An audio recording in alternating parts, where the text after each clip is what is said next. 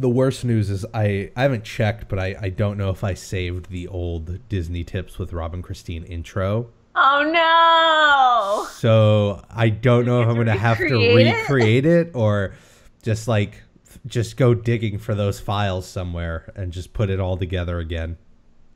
Yeah. I mean, maybe it's time to remix it.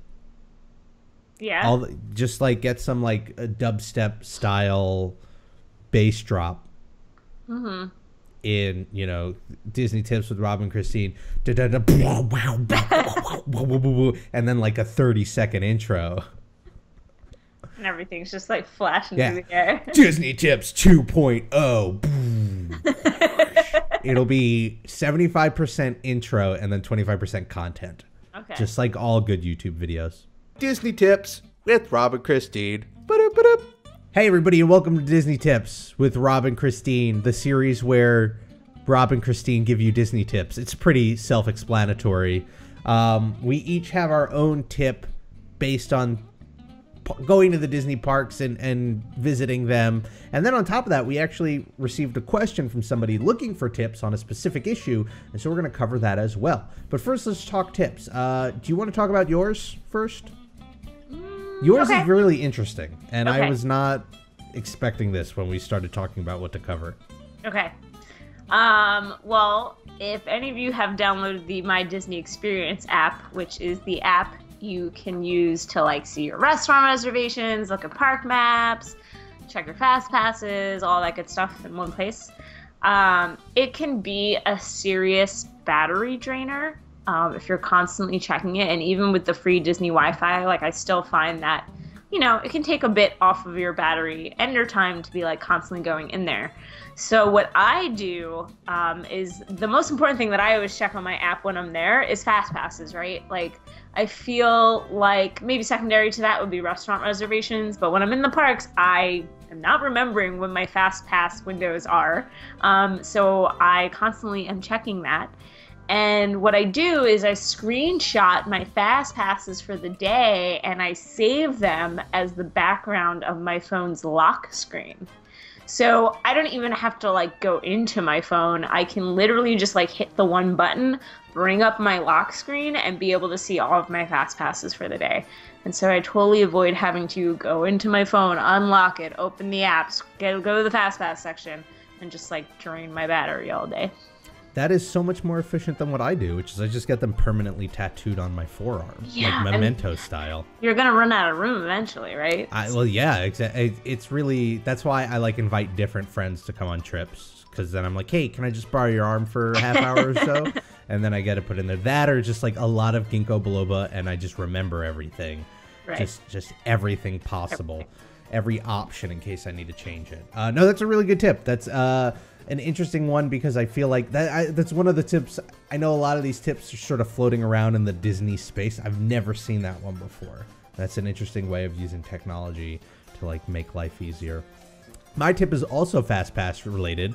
This was completely accidental, but mine it's less of a loophole, sort of like a little workaround that I accidentally discovered on my latest trip.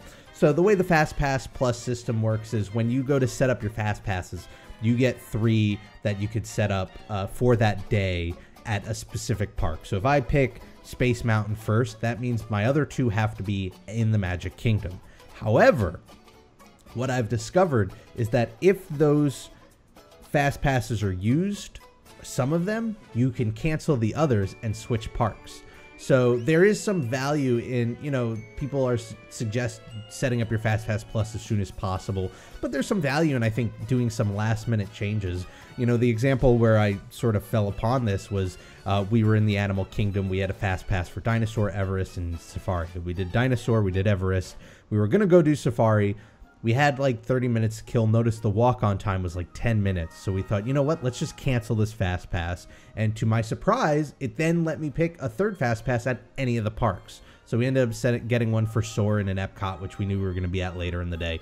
So, you know, I guess my tip, if we were to like sort of formalize it, would be like, you know, plan your FastPasses for that day, but be willing, if you need to cancel them halfway throughout the day and like change to something completely different, because it'll give you a lot more flexibility. And, you know, depending on the time of year you're going, you'd be surprised at how many options still exist out there. You know, obviously you don't want to give up your Seven Dwarfs Mine Train FastPass, because you're not going to find one an hour before you get on. But if it's for minor stuff, or, you know, I know we might be in a situation where one of the days in our upcoming August trip, we don't have like a third ride that we necessarily need to do. So we can just leave it at 2. And then when the time comes, pick whatever we want at any of the parks. So, yep. That's just a fun way to play around with fast passes. Now, beyond those 2 tips, we got a question. And it's from Sam Castaneda, who asks, I know I might be late, but I was hoping you could answer my question. I was wondering if I wanted to, for example, go to Walt Disney World for 5 days and Universal, primarily the Wizarding World, for 1 to 2 days, would it be better to stay on property for all 7 days or switch hotels? Christine, any thoughts on this? I'm not a big Universal person, so my answer is usually just don't go. Stay. Stay in Disney. So I'm actually, for our January trip, doing 1 day Universal. And especially in that case, there's no point in me switching a resort because it's 1 day. It's not like I need to spend multiple days there. I think it depends on the kind of perks that their hotels have. I know that they have like their own entrances into the parks. I think they have something similar to like extra magic hours. If that's something that you care about when you're going to Universal, then maybe. But really, I guess, I mean, if you're staying at Universal for what, maybe 1-2 nights max, I just don't know if it's worth the switching over of all the luggage and doing that whole check-in thing. Like, it's very different when you resort hop within Disney because they take care of it for you because it's their own property. But to go from Disney to Universal and getting in a cab and checking out and bringing all your luggage and then going all the way over there, you're kind of losing like a good chunk of your day. Yeah. I feel like it's a lot easier to just shell out for the cab ride, which is not that expensive. I've done it before. I think the drive between Disney and Universal is only like 15-20 minutes. And yeah, I think you're better off just staying on Disney property if more of your days are there. Because it's not, if it was a longer ride, you feel like, if like you had to go pretty far to get to Universal, like an hour plus, I would say yes, switch resorts. But you're going to be there in 15-20 minutes, which means you're going to be back at your resort in 15-20 minutes at the end of the day. I think you're better off just making things easier and staying at Disney. Yeah. You're reverting to like 1997 camera quality mode. Just throwing that out there right now. It's great. It feels like I'm talking to a correspondent over on the other side of the world. But no, that's a really fantastic advice. I sort of agree. I think in most scenarios, you're just going to want to stay on property the whole time. It's just, you know, you're on vacation and having to pack everything back up and lug all your stuff over to a new hotel, it just doesn't seem worth it. Now, I can maybe see it being okay under 2 circumstances. One, if you're, you know, I don't know how you're setting up your 1 day, but if you're doing this at the tail end of a trip, so it's you're leaving Disney and then not going to a Disney park after that, I can understand moving over to a different hotel. And then also, like, if you're a family renting a car or you have access to a car, it might be beneficial because, you know, at that point you can stay over there. You don't have to pay for a cab to go back and forth all, you know, whatever, both days. But you raise a good point where it's just like 15-20 minutes. Even if you do have a car, it might not hurt to, you know, just drive over there and then drive back and then save yourself that effort of having to pack your bags and go find some offsite. That said, I don't know. I don't know what the hotel options around Universal are. Maybe there are some really cheap hotel options, and maybe for 2 days, saving a considerable amount of money from your Disney hotel to, you know, some off-property hotel might be worth it.